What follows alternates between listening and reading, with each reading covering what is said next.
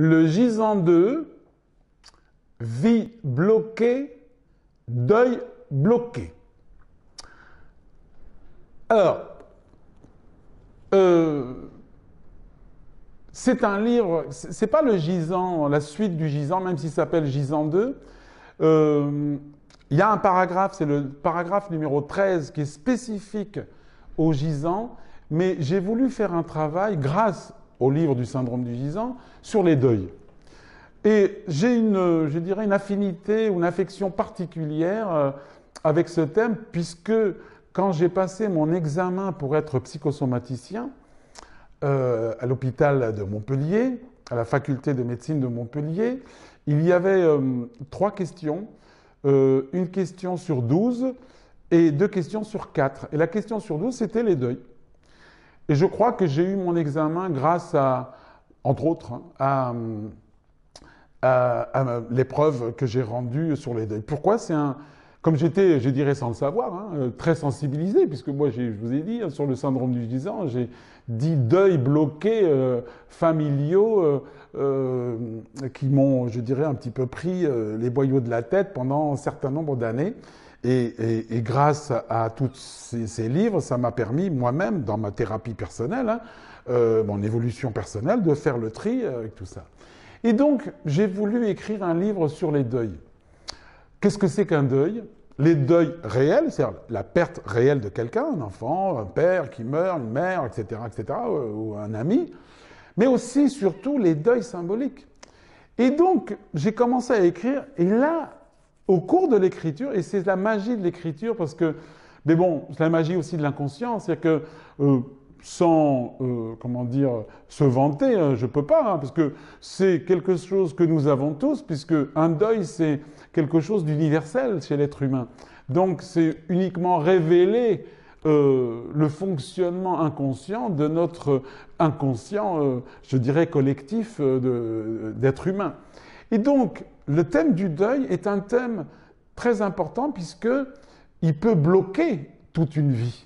Et nous, on voit arriver donc des gens en psychothérapie qui cherchent surtout des questionnements existentiels, des dépressions inexpliquées, ou alors des dépressions, alors là c'est le plus fréquent, c'est des dépressions compensées, c'est-à-dire que je suis dépressif, mais je ne le sais pas parce que je suis très joyeux, je suis un clown, mais au fond de moi, c'est un clown triste. Par exemple, il y a des grands clowns ou des grands humoristes français, ben c'est des dépressifs. Au fond d'eux, c'est des dépressifs, et ils le disent eux-mêmes. Mais ils vont compenser grâce à leur clownerie, mais on peut compenser par le sport, par la bouffe, par le sexe, par l'activité physique, par tout ce que vous voulez, par la lecture, par les allumettes, par tout ce que vous voulez. Et donc, je me suis aperçu que, il fallait un petit peu, au cours de l'écriture, il fallait un petit peu changer un petit peu tout ça. C'est pas changer pour changer, parce qu'il fallait changer, c'est pas une révolution obligatoire, mais c'est une révolution nécessaire, puisque grâce à ce livre, et je pense que ce livre-là est très important pour tous les problèmes de deuil, parce que j'ai mis en évidence différents thèmes dans les deuils bloqués.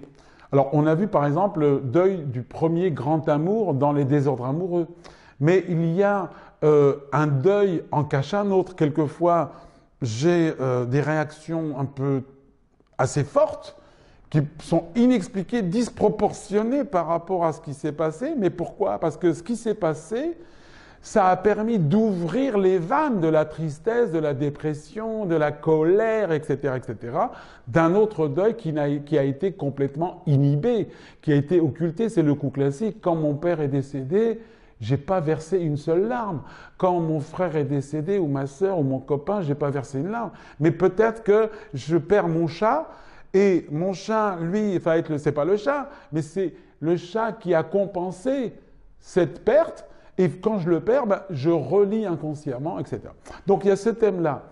Il y a les étapes du deuil. Quand j'ai eu mon examen, donc pendant mes études de psychosomatique, il y avait 5 étapes, grâce à Madame Elisabeth Kubler-Ross, donc qui a été fantastique, et on la remercie.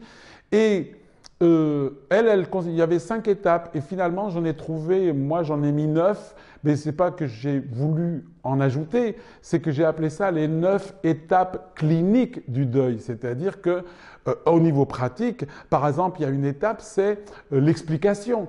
Tant que je n'ai pas une explication qui me parle, qui résonne en moi, je ne peux pas continuer le chemin de mon deuil, etc. Mais il y a aussi l'étape de la compréhension et l'étape de l'intégration. Et tout ça, c'est grâce à la, comment dire, à la clinique qui m'a permis un petit peu de détailler. Alors, j'ai rajouté donc 4 étapes. Tout simplement, c'est les 4 étapes cliniques que nous voyons tous les jours. Donc, c'est d'une importance capitale au niveau thérapeutique. Pour la personne, quand elle va lire le livre ou quand elle est dans cette démarche, mais aussi pour le thérapeute pour, je dirais, voir où est le blocage, etc. Et donc, il y a ainsi donc plusieurs trouvailles dans ce thème du gisant 2 et un thème particulier, c'est les deuils transgénérationnels, surtout au niveau thérapeutique. Et à la fin du livre, ben, je parle de la thérapeutique d'un deuil.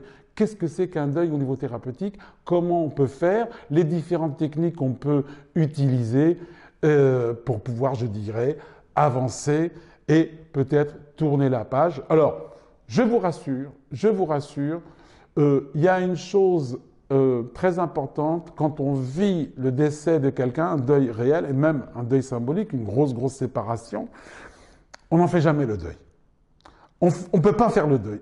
Si vous parlez à une femme qui a perdu son petit à l'âge de 3 ans, elle y pense tout le temps. Et ça, c'est le témoignage de ces personnes-là qui viennent me voir. Mais on peut les aider à tourner la page, mais pas à brûler le livre ou ranger le livre. Non, c'est tourner la page et vivre avec en acceptant et surtout le pourquoi, l'explication du décès, etc. Et il y a un autre thème aussi, qui est aussi très important, qui peut bloquer toute une vie, c'est le deuil du corps et le deuil du souvenir. C'est quoi le deuil du corps? Ben, surtout donc avec le Covid et tout ça, il y a plein de personnes qui sont parties très rapidement. On n'a pas eu le temps, je dirais, de s'habituer. Et donc, du coup, il nous manque le corps. Il nous manque. Les mots-clés, c'est je ne peux plus le toucher, je ne peux plus le voir, je ne peux plus le parler, je ne peux plus le sentir, etc. Et ça, c'est un deuil du corps. Et il y a à côté le deuil du souvenir. Et ce thème est très important pour, je dirais, l'évolution d'une personne dans un deuil. Parce que le deuil du corps, eh ben, on est obligé de le faire. Ça, c'est la réalité. Il est enterré ou les cendres sont répandues ou gardées quelque part. Mais le deuil du souvenir, il ne faut jamais l'oublier, ça.